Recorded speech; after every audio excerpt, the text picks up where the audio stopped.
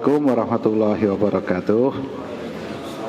Bismillahirrahmanirrahim. Alhamdulillahirabbil alamin. Assalatu wassalamu ala asrofil anbiya wal mursalin sayyidina wa maulana Muhammadin wa ala alihi wa ashabi ajmain, amma ba'du. Yang saya hormati Bapak Sofyan Setio Darmawan, anggota DPRD DIY dari fraksi PKS, sekaligus Ketua Bidang Pembinaan Keumatan dan Dakwah, sekaligus Ketua Panitia Lomba Kitab Kuning fraksi PKS Grup DIY.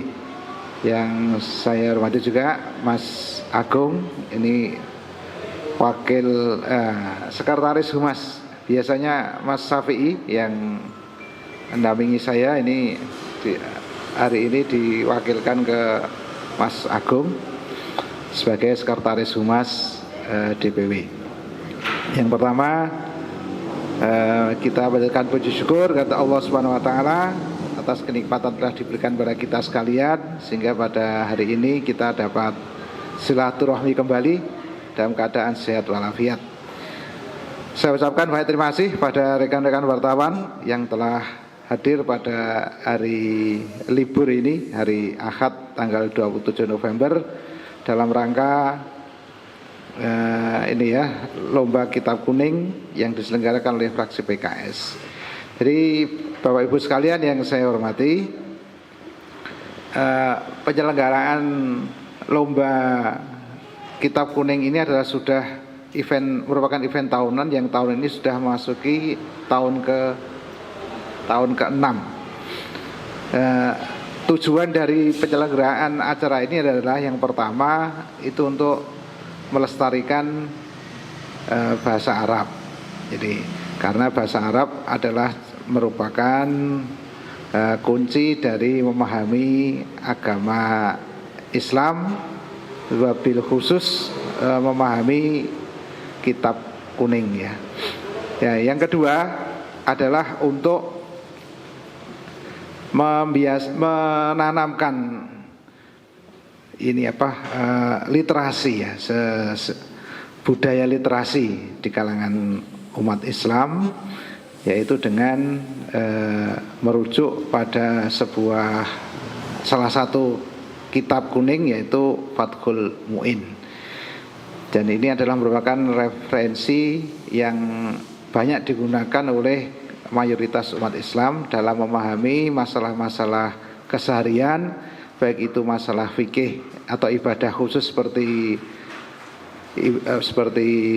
toharoh atau wudu, sholat, ya, kemudian zakat, puasa, tapi juga membahas juga masalah-masalah sosial, hubungan sosial, seperti masalah muamalah seperti jual beli, kemudian akad nikah, warisan, ya, bisnis, dan juga hal-hal yang lain. Artinya ini hal-hal yang dibahas dan dilombakan dalam lomba kali ini. Nah, kenapa diambil kitab bahasa Arab atau kitab kuning? Ya, karena ini adalah merupakan referensi utama, yang merujuk yang utama ya. Artinya merupakan otokritik juga kepada para dai, para ulama pendakwah itu sering disindir ustadz karbitan, ustadznya belajar dari Google gitu kan ya. Ya, ini kita tunjukkan bahwa yang kita contohkan ini adalah supaya merujuknya itu pada referensi yang asli ya, yang tidak ke internet gitu ya, tapi ke kitab langsung ya. Nah, kemudian yang kedua, kenapa Fathul Mu'in yang dipakai? Tiap tahun Fathul Mu'in terus nggak ganti-ganti, karena ini adalah kitab yang paling populer di kalangan umat Islam, di kalangan terutama di pesantren. Yang kedua, tingkat kesulitannya itu sangat tinggi ya. Jadi di antara kitab-kitab kuning itu ada grade-nya ya. Ini grade yang paling sulit itu adalah grade Fathul Mu'in. Dan biasanya ini peserta itu biasanya peserta kalau bicara membahas yang tadi ya, masalah ibadah biasa tadi, ibadah khusus ya, seperti sholat, zakat, puasa, itu banyak yang lancar membaca kitab kuning itu dan memahaminya. Tapi begitu masuk pada masalah-masalah sosial, jual beli misalnya gitu, udah warisan dan sebagainya, itu biasanya banyak yang keceglongnya tuh di sini. Dan ini makanya juga menjadi sebuah sebuah otokritik juga kepada kita itu, bahwa masalah-masalah kita itu tidak hanya masalah-masalah yang kaitannya dengan ibadah khusus, tapi juga masalah-masalah sosial, masalah-masalah muamalah ya, yang ini langsung bersentuhan dengan masyarakat. Ya, inilah kenapa kitab Fathul Mu'in. Saya kira itu yang saya sampaikan. Mungkin tambahan sedikit, ini berkaitan dengan salah satu bentuk dukungan dan implementasi kita di dalam pelaksanaan perda fasilitasi pesantren ya. Jadi baru saja kita selesaikan pembahasan peraturan daerah di DPRD DIY tentang fasilitasi pesantren, dan PKS tentu sangat mendukung dan sangat mendorong agar perda ini segera diimplementasikan dalam dukungan berupa peraturan gubernur dan seterusnya ya, juga penganggaran,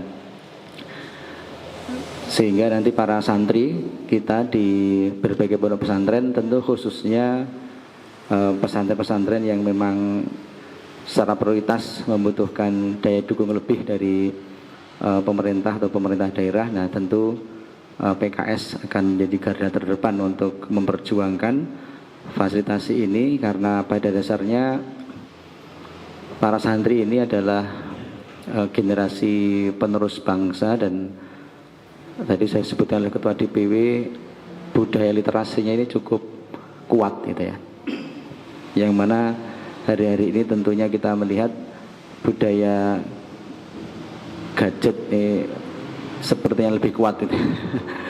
Budaya bertanya kepada sumber yang bukan aslinya ini lebih kuat karena mudah. Nah, tapi para santri kita ini di pondok-pondok pesantren khususnya ya, dan juga di beberapa lembaga pendidikan lainnya, ini sangat konsen terhadap kitab kuning yang menjadi kitab rujukan utama para ulama-ulama kita di Indonesia ini khususnya. Ini perlu kita berikan apresiasi ya. Dan salah satu bentuk apresiasi kita di PKS secara nasional ya, ini serentak secara nasional, itu diselenggarakan bulan November dan Desember ini tahun 2022, dan setiap tahun ini nanti insya Allah finalnya tanggal 19 Desember 2022 ya.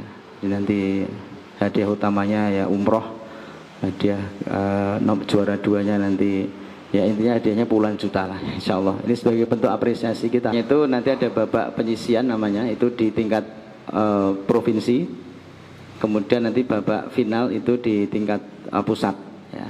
Jadi ini semua provinsi saat ini juga sedang melakukan hal yang sama, kita lomba seperti ini untuk penyisian, diambil juara satu di setiap provinsi, nanti juara satunya kemudian jadi duta provinsi tersebut, mewakili provinsi untuk lomba final di tingkat pusat ya, kira begitu.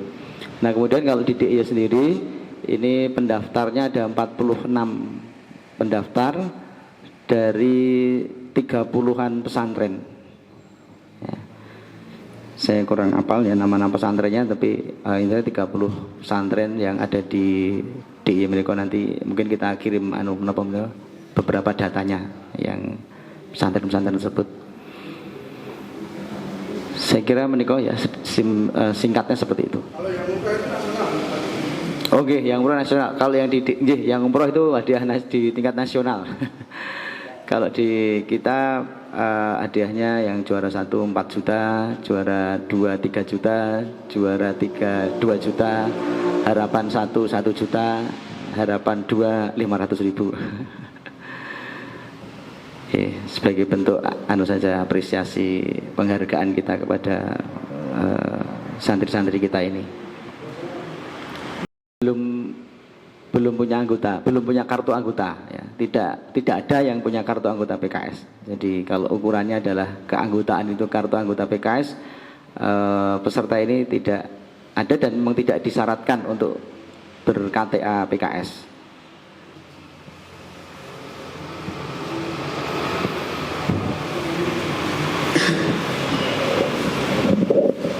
Jadi acara ini diselenggarakan dalam rangka Hari Santri Nasional tahun 2022 yang kita launchingnya pas Hari Santri tanggal 22 Oktober yang lalu, tapi pelaksanaannya baru hari ini. Terus kalau dewan jurinya masih seperti yang lalu, yaitu dari Dr. Kiai Haji Idrus Mustafa dari dosen UIN ini ya, kemudian Bapak Tamyiz Muharram ini juga doktor dari FAI UII, kemudian yang satu Ustadz Kiai Haji Syafi'i Maskur dari pesantren di Depok Paguarjo, Depok Sleman. Kadernya sudah macam-macam, sudah banyak, itu kita jadi kita tidak tahu persis gitu ya, karena kita tidak tahu persis. Yang jelas para kader, para anggota itu belajar bahasa Arab di tempatnya masing-masing ya.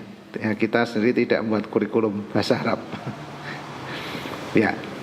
Ya paling kita kalau ada kajian-kajian yang kita selenggarakan itu ya kita selalu merujuk pada kitab bahasa Arab. Cuman kalau peserta itu karena udah umum Mas ya kebanyakan itu kalau kita nyebutnya itu ada aliran kanan, ada aliran kiri gitu.